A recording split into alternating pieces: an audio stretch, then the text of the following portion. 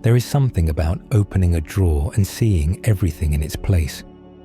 The socks folded in neat rows, the pens lined up like soldiers, the spices arranged by color or by how often you use them. You stand there for a moment, just looking, and something inside you exhales, something loosens in your chest. For a brief second, the world feels manageable. You might not even realize you are holding your breath until you let it go, until the sight of order releases something in you that has been clenched all day. If you know this feeling, if you have ever caught yourself smiling at a perfectly organized pantry or felt genuine peace washing over you as you labeled a storage bin, then this is for you, because the urge to organize is not just about tidiness. It is not about being neat or having too much time on your hands. It is not about impressing guests or following trends. It is something deeper, something ancient even, something woven into the very way you experience life, into the way your mind processes the world around you. Your home is not just a building. It is not just walls and floors and furniture. It is a mirror. It reflects something back to you every single day, whether you want it to or not. Every corner tells a story. Every surface holds evidence of how you spend your hours, what you value, what you avoid. And the people who love organizing, the ones who feel a quiet satisfaction when everything has a place, they understand this without ever needing to put it into words. They see their home not as a container for their possessions, but as an extension of their mind. They are not just arranging objects. They are arranging their inner world. They are creating peace in the only space they can truly control. They are saying, through the language of order, that they matter, that their comfort matters, that their daily experience of life deserves to be intentional. So what drives this? What is happening in the mind of someone who finds joy in folding towels into perfect rectangles? Why does a label maker feel like a small act of rebellion against the chaos of existence? The answers are more fascinating than you might expect, and they reveal something profound about what it means to be human in a world that often feels completely beyond our control. Let us start with something that might sound a little uncomfortable. The world is unpredictable. This is not pessimism. It is simply truth. You wake up each morning not knowing what the day will bring. Markets crash without warning. Relationships end when you thought they were solid. People you love get sick, and there is nothing you can do. Traffic jams appear out of nowhere. Meetings get cancelled. Plans fall apart. Your carefully planned afternoon dissolves because of one unexpected phone call. A text message can change everything. A news notification can steal your peace. This is the reality we all live in every single day. And for some people, this unpredictability is more than just inconvenient. It is more than annoying. It is deeply unsettling. It creates a low hum of anxiety that never quite goes away. A background noise of worry that colors every moment, even the good ones. But here is the thing. You cannot control the stock market. You cannot control other people. You cannot control the weather or the news or the 1,000 small disasters that happen every day somewhere in the world. You cannot make anyone love you or respect you or understand you. You cannot prevent bad things from happening to good people. You cannot stop time or reverse mistakes or guarantee outcomes. But you can control the sock drawer. You can decide exactly where the coffee mugs go. You can create order in your closet even when the rest of life feels like it is spinning out of control. You can take one small corner of the universe and make it yours. This is not weakness. This is wisdom. This is emotional intelligence in action. The people who love organizing have discovered something powerful, something that therapists and meditation teachers and philosophers have been trying to explain for centuries. They have found a way to channel their need for control into something productive, something tangible, something beautiful even, while others might spin their wheels trying to control the uncontrollable. While they exhaust themselves worrying about outcomes they cannot influence, organizers turn inward.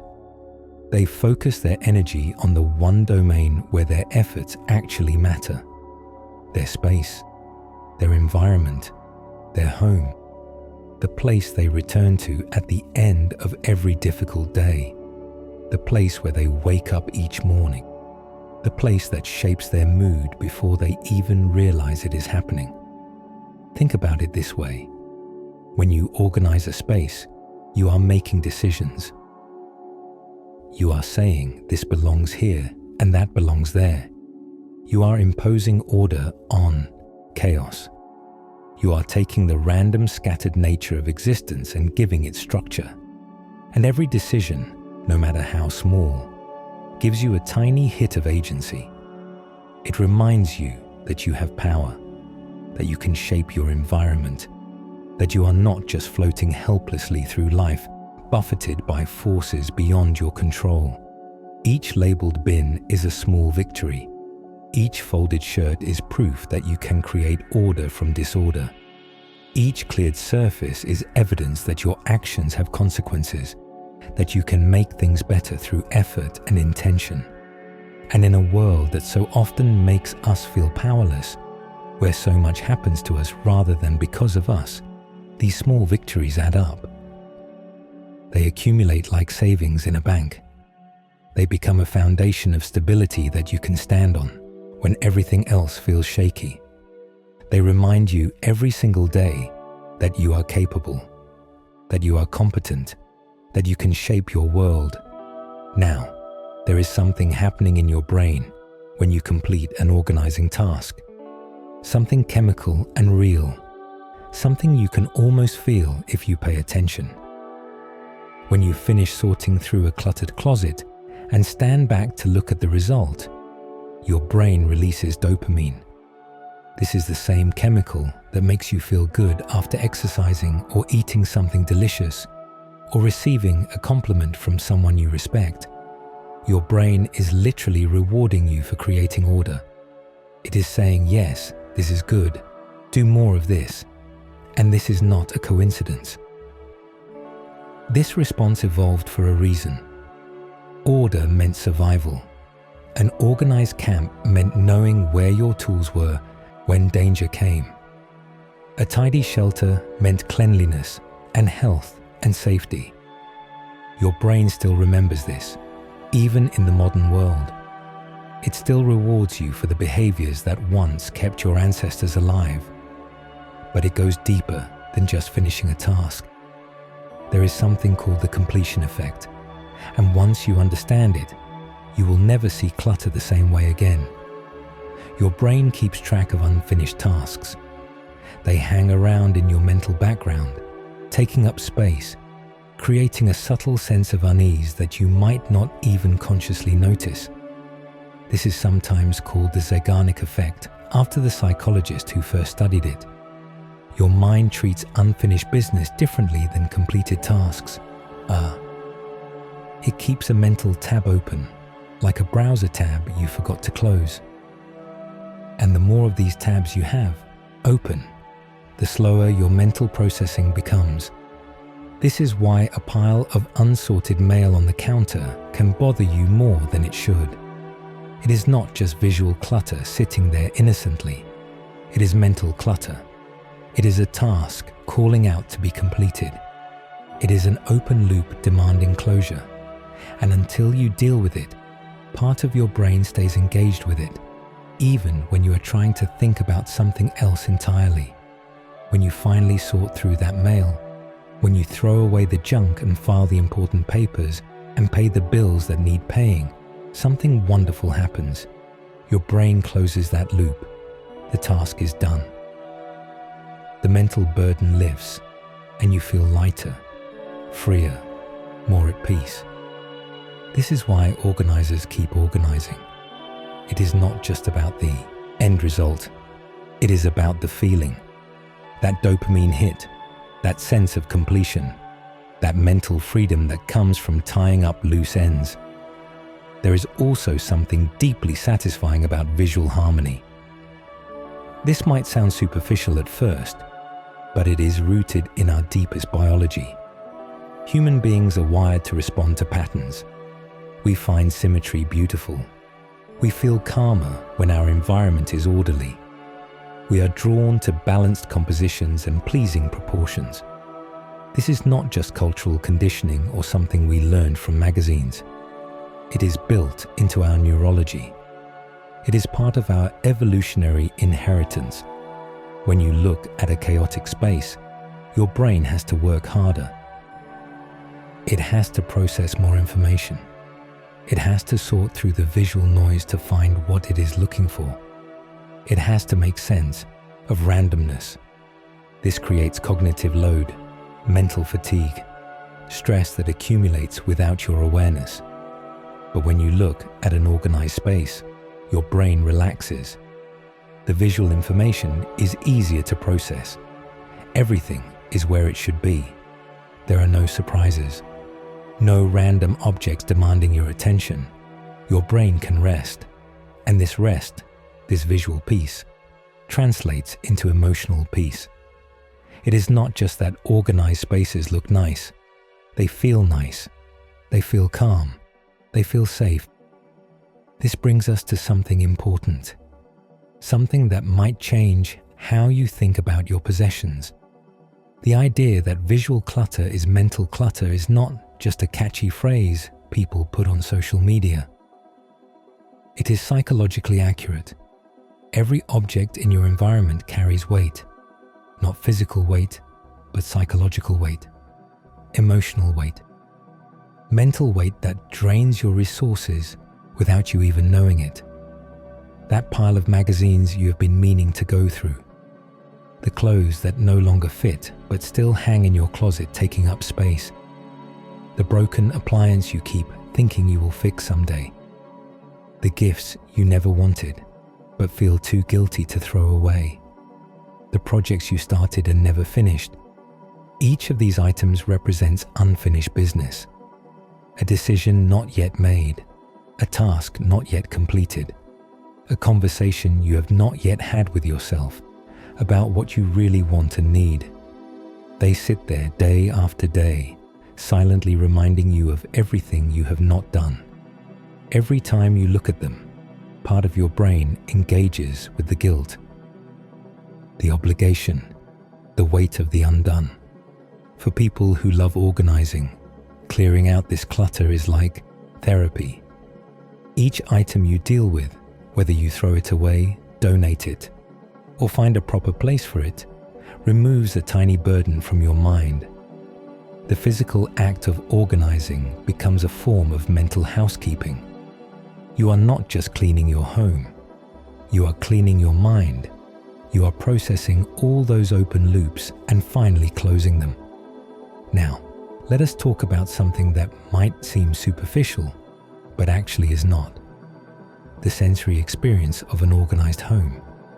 We tend to focus on the visual aspect of organization, and that makes sense because sight is our dominant sense.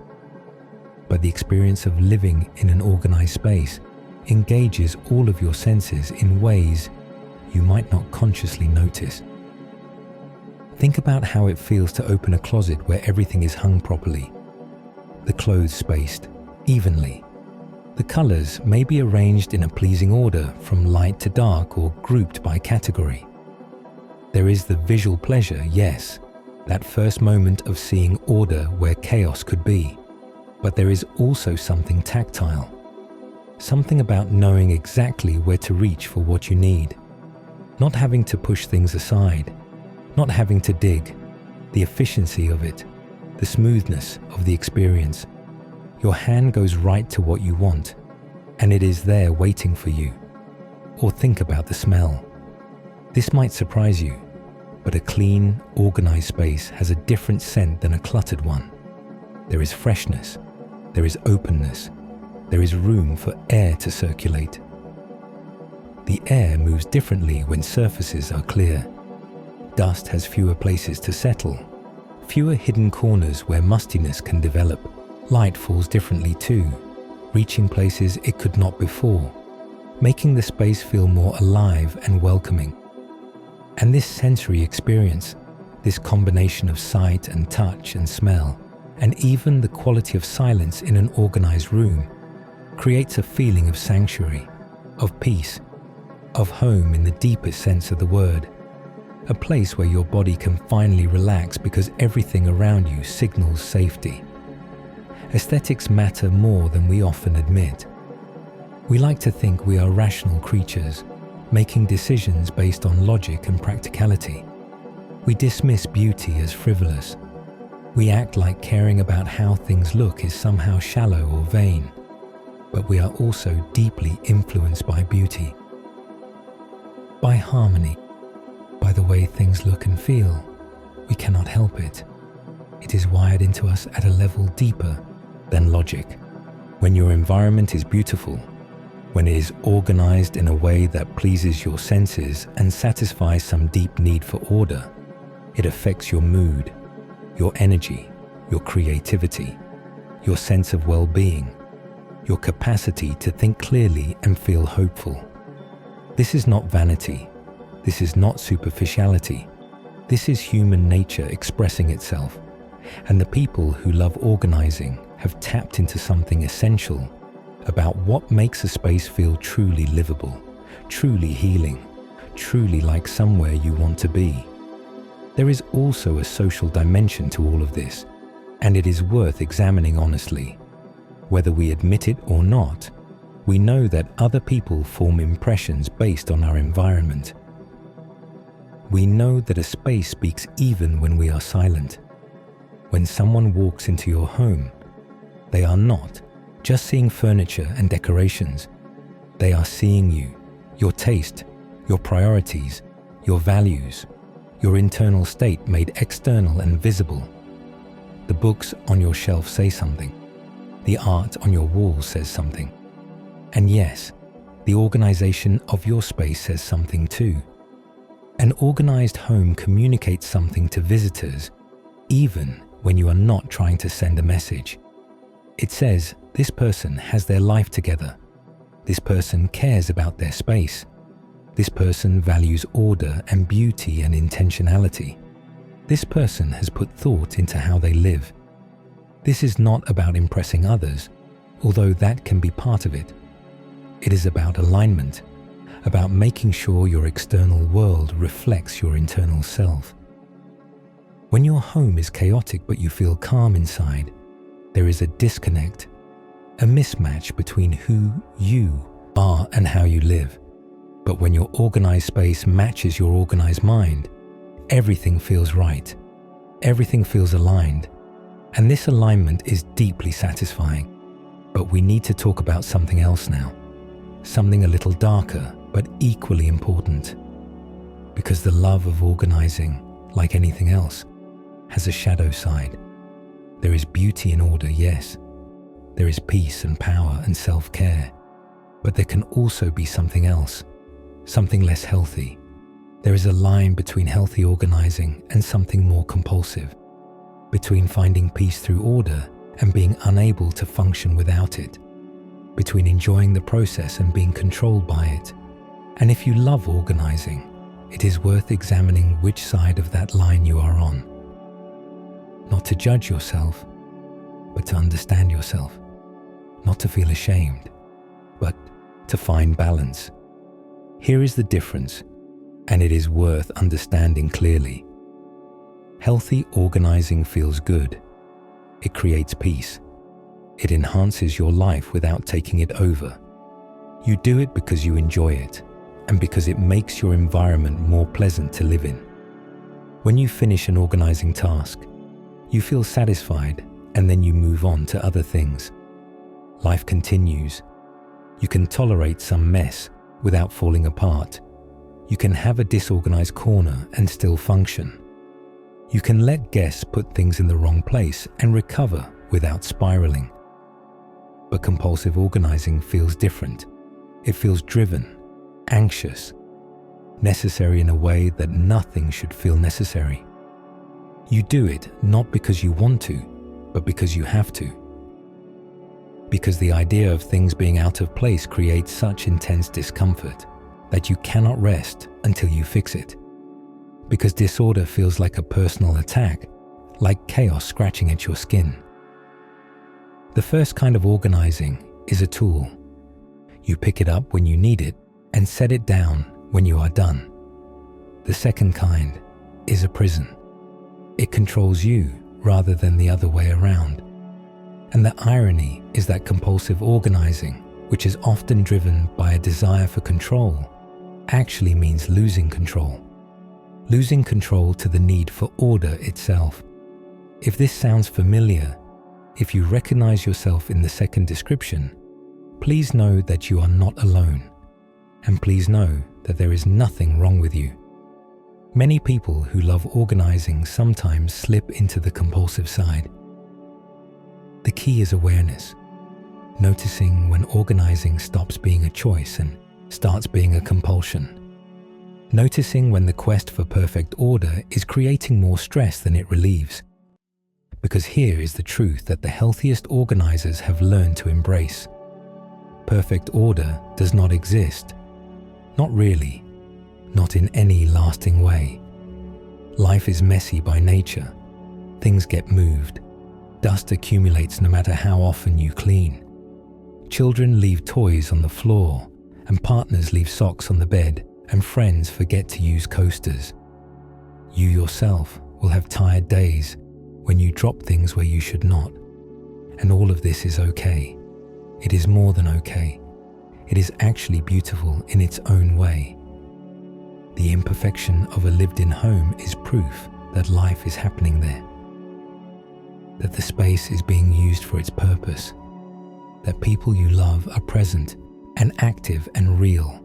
A museum can be perfect. A home cannot. And a home should not try to be. The healthiest organizers understand this deeply. They find joy in creating order while also accepting that order is temporary, that it will need to be recreated again and again as long as life continues. They organize not to achieve some permanent state of perfection, but to enjoy the process itself, to experience that satisfaction of completion, to create pockets of peace in their environment that they can return to. And then they let go. They let life happen. They let things get a little messy again without panic, knowing they can always bring them back to order when they choose. They hold their systems loosely, with open hands rather than clenched fists. They remember that the goal is not the perfect home but the peaceful mind. And peace comes not from perfect circumstances, but from a healthy relationship with imperfection. So what does all of this mean? What is the deeper truth about people who love organizing their homes? It means they have found a profound form of self-care that many people never discover. They have discovered that their environment affects their inner state in powerful and undeniable ways, and they have taken responsibility for shaping that environment instead of just letting it happen to them. They are not waiting for peace to find them. They are not hoping circumstances will magically align. They are creating peace actively, one drawer at a time, one shelf at a time, one decision at a time. Organizing is an act of love. Love for your space, love for yourself, love for your future self who will benefit from the order you create today. Love for the life you are building within those walls. When you organize your home, you are saying something important without using any words at all. You are saying this space matters. My comfort matters. My peace matters. My daily experience of life deserves to be intentional and cared for. And in a world that so often tells us we do not matter, that is a radical act of self-affirmation. Your home is your sanctuary. It is the one place in the world where you get to decide how things are, what goes where, what stays and what goes, how things look and feel and function, what energy fills the space, what story the rooms tell. This is a gift that many people take for granted, and the people who love organizing have unwrapped it fully. They have claimed their space as their own and made it a reflection of who they truly are. So if you are someone who finds joy in a well-organized drawer, if you feel peace when you look at a shelf where everything has its place, if the simple act of sorting brings you satisfaction, embrace it. There is nothing strange about you. There is nothing wrong with you. You have simply discovered something true, that in a world of chaos, you can create calm, that in a world of disorder, you can build sanctuary, that your home, arranged by your own hands, can become a reflection of your best self. And maybe that is what organizing is really about in the end. Not perfection, not control, not impressing anyone or proving anything, but finding your place in the world by creating a place that feels like home, by shaping your environment to match your inner landscape, by choosing every day to surround yourself with peace. If this spoke to you, if you recognized yourself in these words, then you are part of a quiet community, people who understand that the small acts of putting things in order are actually big acts of self-love. People who know that a labeled bin is sometimes the most honest form of therapy. People who have found in the simple pleasure of organizing a way to feel at home in their own lives. Thank you for being here with me today. If you have thoughts about your own relationship with organizing, share them below. And if you want more reflections like this, more explorations of the quiet truths we all recognize but rarely speak about, consider subscribing. There is so much more to explore together.